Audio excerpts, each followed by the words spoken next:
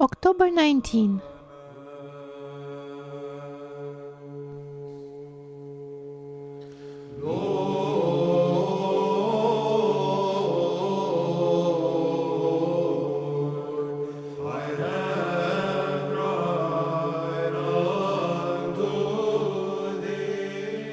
The Holy Prophet Joel. Joel is second in the line of the minor prophets. Saint Joel was the son of Phanuel from the tribe of Reuben. He lived 800 years before Christ. Joel prophesied the misfortunes of the people of Israel and the Babylonian captivity because of the sins they had committed in the sight of God. He called the people to fasting and the priests to tearful penitential prayer that God will have mercy on them. Sanctify ye a fast, and cry unto the Lord. Joel 1:14. Let the priests, the ministers of the Lord, weep between the porch and the altar. Joel 2:17. Joel also foretold the descent of the Spirit of God upon the apostles and the pouring out of the grace of the Spirit of God upon all Christians. Then, afterward, I will pour out my Spirit upon all flesh. Joel 2:28. He prophesied and described the dread judgment of God, and also prophesied the glory of God's holy church.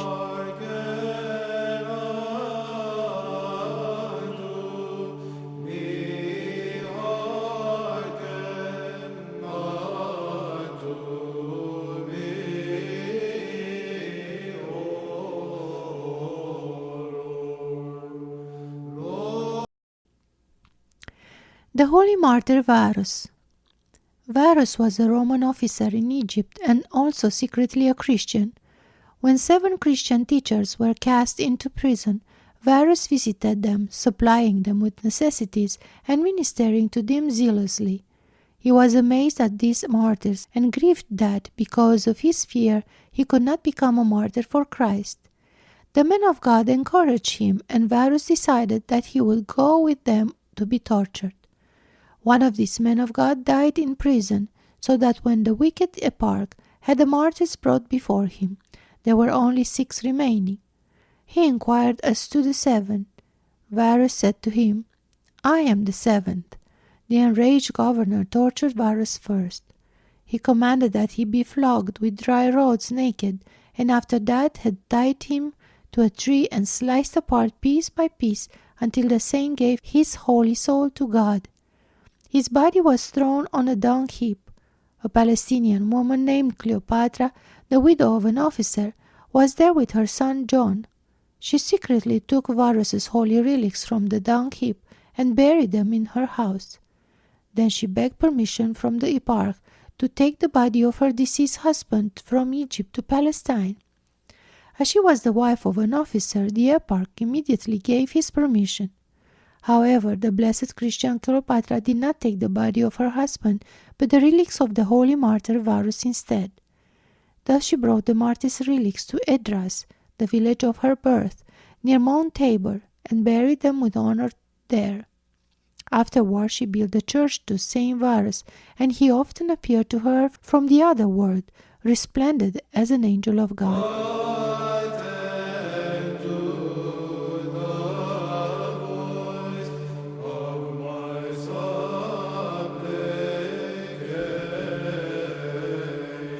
The Venerable Prohorus of Cinja. Saint Prohorus was a contemporary and friend of Saint John of Rila and Gabriel of Lesnov. According to his prayer, God showed him the place where he would live a life of asceticism. This place was a wooden area near the river Cinja.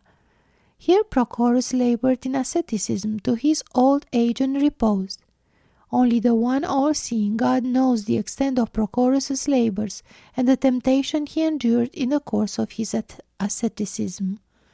But one can judge by his mere gushing relics and his numberless miraculous healings, which have continued up to today, the greatness of his asceticism and the greatness of God's grace which was given to him because of his great labors. Saint Prohorus entered into rest and took up his abode in the kingdom of God in the 11th century.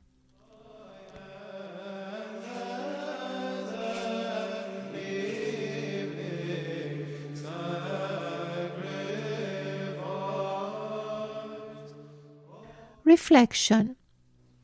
An appearance of the holy martyr Varus. When the devout widow Cleopatra built a church to him, she summoned the bishop and priest to consecrate it.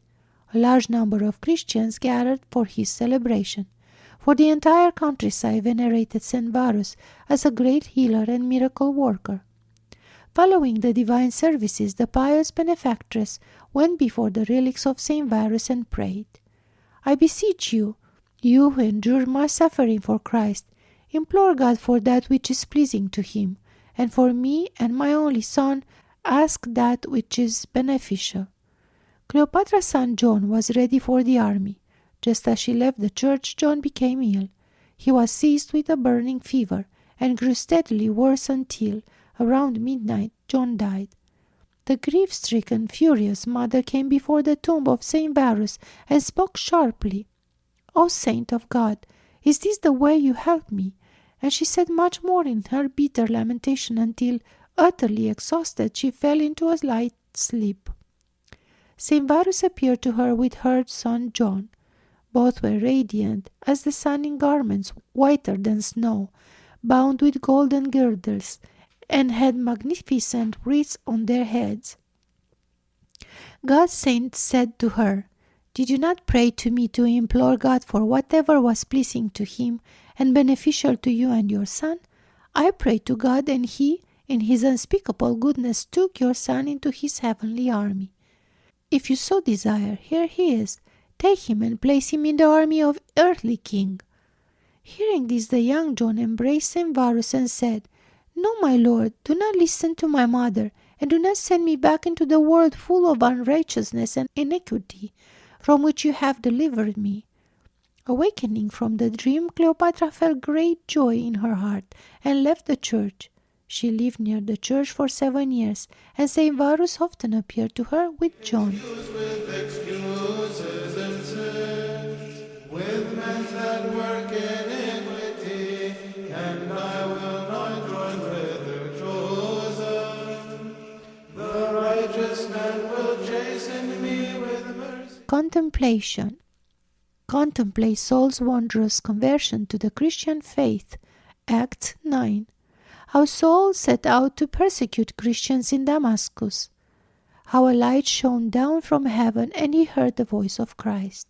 Mercy and reprove me, as for the oil of the sinner, let it not. Homily on the soul's thirst for God. My soul thirsts for God, for the living God. When shall I come and appear before God? Psalm 42:2. When only a spark of love for God shines in the heart of man, he should not extinguish it but let it burn, and he will see a miracle. That spark will flare up into a torch of unseen radiance, and the light and its warmth will be very great. In the light of his love for God, a man will feel his life in this world to be as darkness, and from the warmth of his love for God, he will feel an unquenchable thirst for God, a thirst to be closer to God, a thirst for seeing God. David, the lover of God, compares this thirst to the thirst of a deer who races to springs of water.